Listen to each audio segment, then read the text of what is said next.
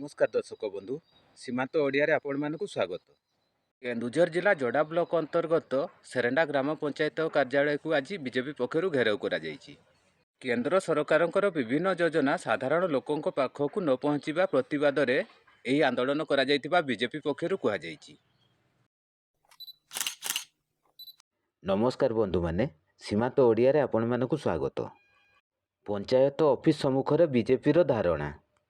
केन्दुझर जिला जोड़ा ब्लॉक अंतर्गत सेरेंडा ग्राम पंचायत कार्यालय सम्मुख गुरुवार पूर्वाह्न भद्रासाई मंडल बीजेपी पक्षर धारणा दिज्वा सहित विक्षोभ प्रदर्शन करा जायछि।